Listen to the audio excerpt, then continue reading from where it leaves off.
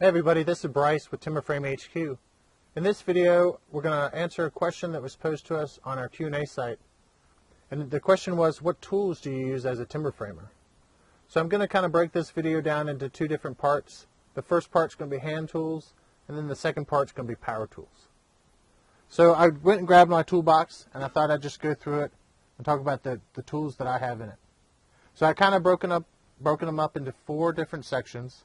The first one is chisels. The second one's going to be planes. Then we're going to talk about the measuring and marking tools. And then there's some other tools intermixed in here that are just simply indispensable that you have to have. So getting into the chisels, the first chisel that I grab, and it's my go-to chisel, is my 1.5" chisel. I think if you're going to only have one chisel, this is the chisel for you. And the one I grab is the bar chisel. It's made in Idaho.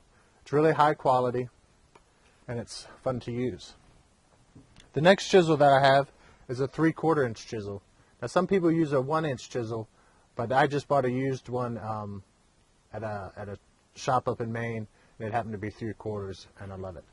It's really good for getting into those tight spots that the bigger chisels can't get into. The third chisel that I grab is my corner chisel.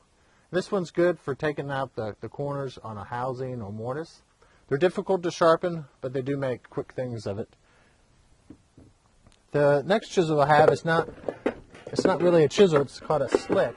And they're good for paring down tenons or smoothing out timbers before you lay them out, or something where you have to take a lot of material off really fast. It's a rough tool that you can just remove a lot of material fast. This one's 2.5 inches thick. This one's also a bar. And they're a lot of fun. You can pick these up used really easily. So those are the four chisels that I have. Occasionally I have a 2-inch chisel, but I don't use it as much as that 1.5". So going into the hand planes that I have, the first plane that I have is a Stanley No. 4 bench plane. They're very common. I bought this one for $12 used. I had to buy a new blade, and I turned my own knob, but it's worked great, and I love it. The next and last plane that I keep in my everyday toolbox is my low-angle block plane. This one is a Veritas. It's a little heavier than the Stanley, but as long as you keep them sharp, they're just so much fun to work with. So those are the planes that I have. I only have two. So getting into the measuring and marking tools, the first thing I want to talk about is the pencils. Usually I like to use a hard lead pencil, and you can actually get carpenter pencils, hard lead as well. And these are really easy. They produce a nice fine line that's very, very nice as timber frame, just to get accurate joints. The other thing I have is a nice big marker for marking up timbers if I need to. And then of course I always have a razor knife to sharpen those pencils or to score the lines before I cut them. So I have a bevel gauge, and this one's a chinois bevel gauge. This one's for transferring angles from one timber to another timber, or from a timber to a saw. I have your standard tape measure. I always tend to gravitate towards the 25-foot one. It just feels really good in my hand. I have a chalk box that's good for making long straight lines. I do recommend upgrading the string from the Stanley if you have it. You can upgrade it, and it really makes a nice fine line. I have this little square I call it the chinois square. I don't know the actual formal name that they have for it, but it's really good for truing up a saw both on the 45 and the 90 degrees. I have a combination square, and I think if you're going to, this is one of the basic tools that you must have. It's good for measuring depths of mortises or housings, or making sure that you've got everything back cut appropriately. And it's also just a great ruler. And then I have a longer 16-inch ruler that came off an old combination square that I had that broke on a raising. And this one has actually turned out to be indispensable. It's a 16-inch tape for a ruler. I have two framing squares. One is the standard 24-inch one that you can find at most hardware stores. I did buy a stainless steel one that has black numbers on it, which really makes it a lot easier to read.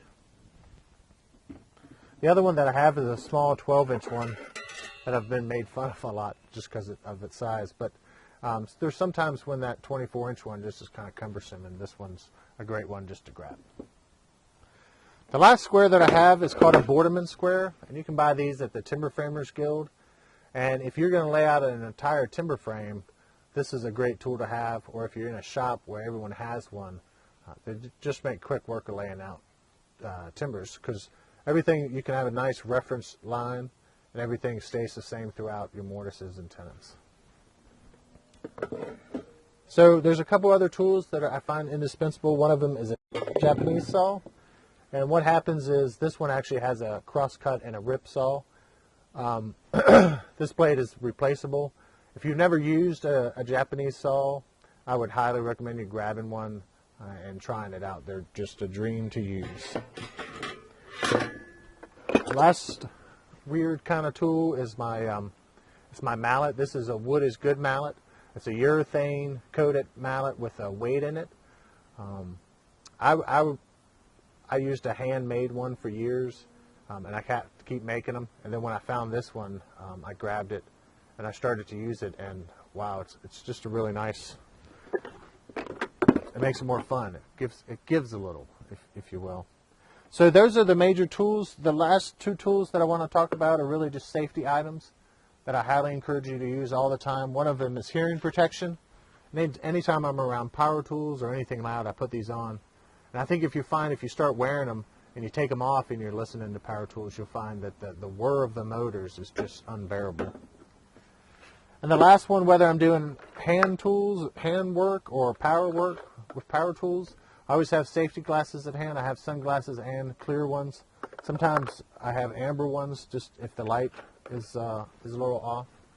And I can't stress enough that you wear those eye protection at all times. You only have two eyes, and I certainly want to keep mine.